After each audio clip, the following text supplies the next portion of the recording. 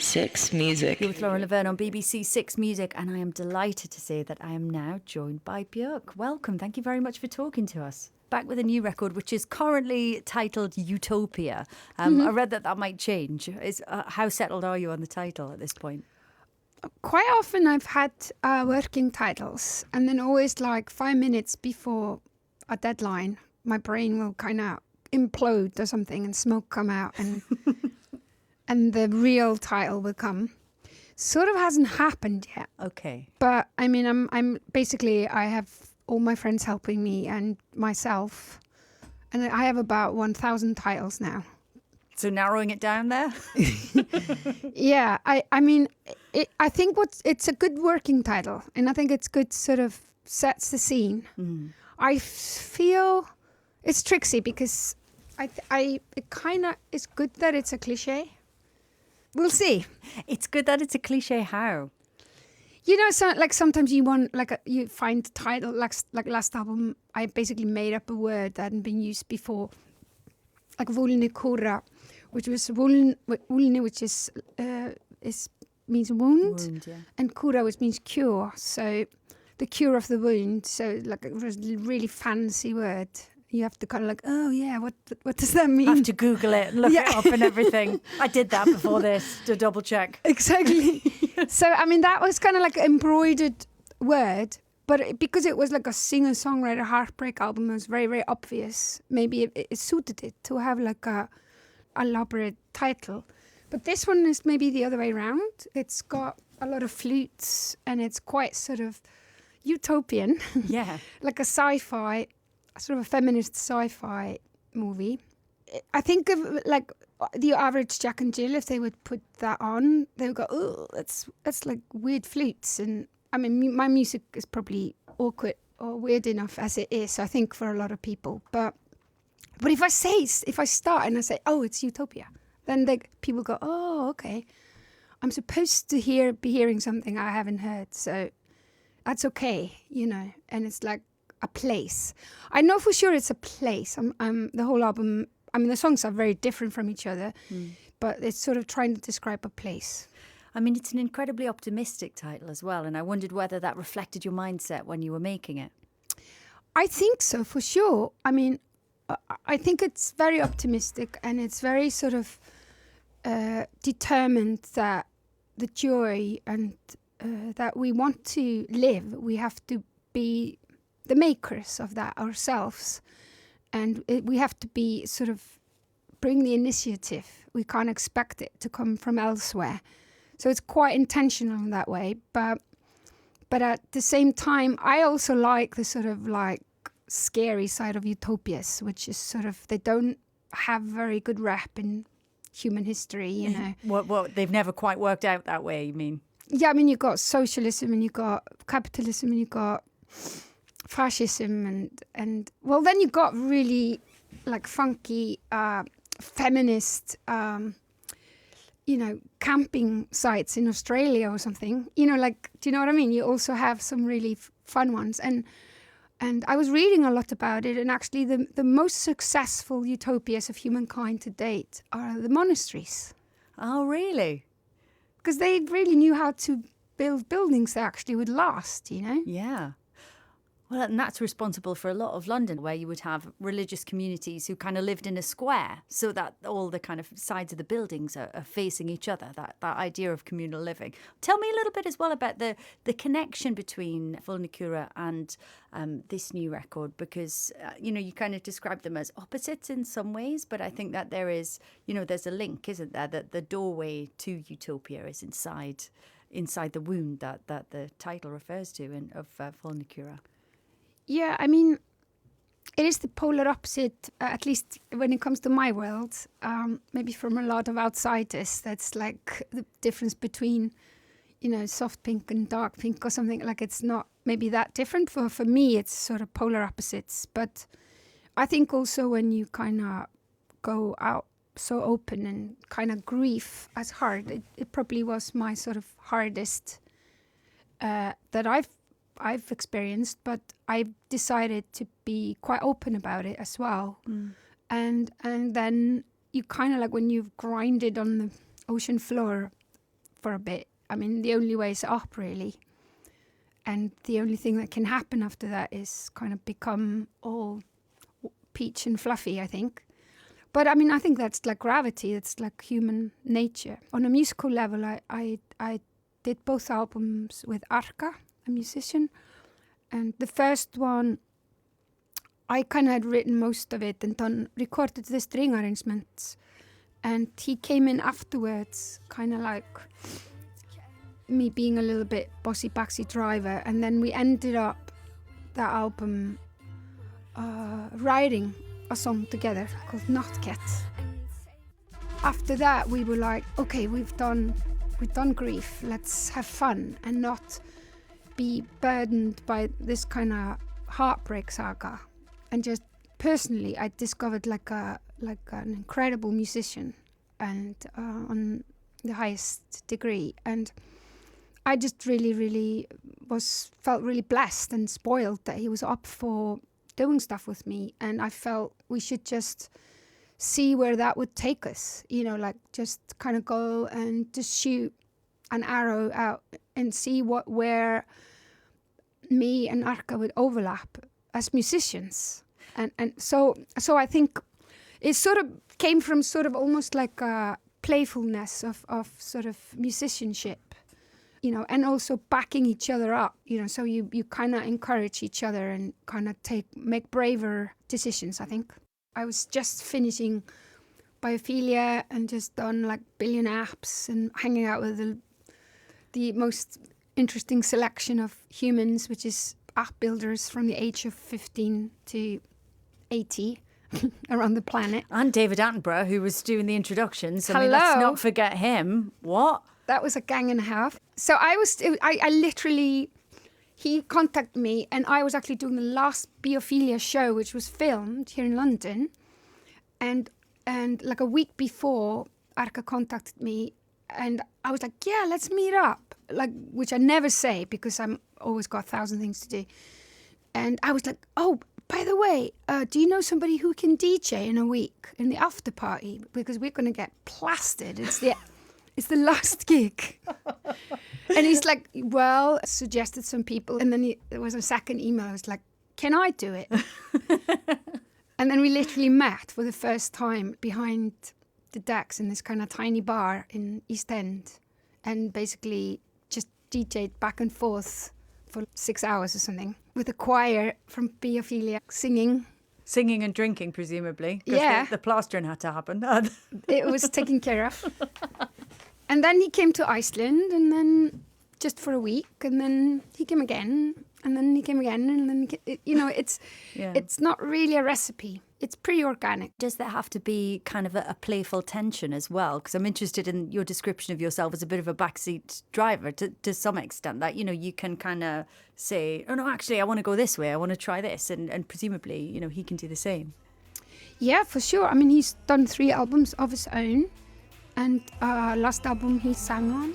I mean, there were maybe, 60% of the songs on this album I first wrote and arranged and kind of like was recording flutes and rehearsing for months, and he would kind of come into them afterwards. But there are also a few songs on this album where the starting point was music that he had written, and then there are a couple that are similar to Not Get, where we kind of took 2 songs we both written and did like a mashup, if you want. And what about the visual side of this record? Because, obviously you embrace technology and visual art and ways of representing your music and accompanying your music and exploring those things creatively. Is that a separate process for you? Does it start to happen when you're writing the music? How does that work? And when do those kind of visual elements come in? Because we've obviously already seen the video for The Gate, which is extraordinary. It's like anything in life, like friendships or whatever. You have usually like few people you feel extremely close to, and then next year there'll be other 3, and it's not for any particular reason. It's just things fade in and out, the tide or the moon or whatever. And I have the same with visual collaborators. Like we are kind of reading each other's minds, and then we almost don't have to speak sometimes, and then you just feel there's some chemistry there, and that there is some seed that you've planted that would, some fertile stuff will come out of. Like, for example, The Gate, the video that came out. I don't even know when we started talking about that with me and Andy. I mean, I think a year and a half ago. So this is Andrew Thomas Huang. And, Yeah. And then James Merry, who created the masks, which are people see in the video. Yeah, James Merry, I mean, we see each other all the time. We worked together for 8 years, and he lives in Iceland, and we hang out all the time. And his job title keeps changing. I keep trying to sit and have coffees and decide, okay, so what's your job title What is now? it at the minute? Where are we at right now? We decided that he would be co-visual creative director. Oh, I like that. With me. That's good. Yeah. And it's just the two of us, but we obviously got badges. Did the badges have your names on as well? Hi, I'm... Probably unnecessary. Yeah. So he kind of like started as my PA. And then since then, I think his job descriptions can fill a phone book, really. I was just going to ask, last time we spoke, you talked about your long-term fascination with the natural world. And it's interesting, to hear you kind of talking about this record and using descriptions like you plant a seed and then, something grows. I wonder whether your fascination with nature and the natural world plays into Utopia. Yeah, very much so. I think one of the reason why, one of the main reasons I like that title is I think in these times, I started writing this album 2.5 years ago, and since then it's been Brexit and Trump, and I think if we ever needed utopia where nature and technology can collaborate, it's now. Utopia we all want to propose and live in is, I think, in nature, but with a lot of gadgets that clean up the oceans and clean the toxicity out of the air, and with some biochemistry or whatever. And that's definitely very something that I've been talking about for 20 years. Absolutely, yeah. I still believe in that. And if I think actually now utopia or this kind of like idea for a manifesto for a new way how we are going to go into the future, if there ever was necessity, like now there's like emergency, like I think we really have to do this. Six music. Your album titles, your lyrics, they often refer to biology, and I wonder about your perspective on music. Do you see music as a biological process, almost a natural process, something that isn't just human, isn't just kind of conscious? There's something deeper. I mean, sometimes it's hard to see yourself from the outside, but I think there's definitely an overlap for me, and maybe, I mean, I still live in Reykjavik most of my time and always have done, and even though it's a cosmopolitan city in Europe, it's kind of surrounded by nature, and we get the weather, and it's like pretty dramatic. It's elemental. The elements are all right there. Yeah, definitely. I mean, making things is very sort of, it's cooperating with nature. Can you imagine what you would have done if you weren't making music, if you weren't an artist? I mean, I know you started so young. It's probably an impossible question to answer, but do you ever think about what life would have been like if it had taken a different turn? I kind of thought actually I would be doing your job, A DJ, a radio DJ? I was fantasizing when I was a kid I would play music for, I have this teacher, suppressed. I'm a suppressed music teacher. Okay. And I wanted to have a radio show where I would tell people about music they hadn't heard. I mean, I think I could do anything about music. I mean, it could be so many different things. I always fantasized about working with kids. I really love hanging out with kids. And two albums ago, I did Biophilia, which is like still taught in school around Scandinavia. So kind of dream come true. Amazing. Yeah, part of the national curriculum, isn't it? Yeah. So I think, I mean, when it comes to music, it's endless what you could do. It doesn't have to be, I mean, I always think of each album like, okay, I don't take it for granted. That's what I'm going to do forever. But it's probably why I've done it so long. But because I don't have that pressure on me, I think this music is, if I had 100 lifetimes, I couldn't do everything I wanted to do with music, you know? And I mean, I wonder about, your approach to music, and not just music, but beyond music, into the kind of, as I say, visual arts and everything else, and the kind of live representation of the music that you make. It's so adventurous. I wonder whether that changes your perception of what music can be. Do you kind of think that technology is opening up new possibilities about what music means, what music is? I think it's more about, instead of, okay, here's the format, this is how it's supposed to be. Okay, here's the CD. That should last for 1,000 years. And we have to remember that things like pubs where gigs are, or CDs, or, these ways of how we consume music, that's not the norm. That was just a suggestion. And I think it's more important to go from the other way, like listen to the music and how would you like to hear this favorite singer of yours? Well, I would love to, stand next to them in the tube and they would sing to me inside my ear. Or I would love to be swimming and then come out of the water and there'd be a choir there, and that's not wrong or right. Yeah, I think the sort of generic concert situation is not, it's convenient for some things, but I don't think it's the only way. I mean, I can't think that you'll have any trouble with it because, you are always at the forefront of new ways of doing things. And obviously, we know you as someone who's so richly creative and imaginative. And I was thinking about it and wondering whether there's ever been a period where, you haven't felt like that on the inside. Like the world has always seen you that way. I think we, those of us who've been following your music through your career, that's how we feel about you as an artist. But have you ever gone through a period where you felt unsure about what you wanted to say or where you wanted to go next, or suffered from any kind of creative block?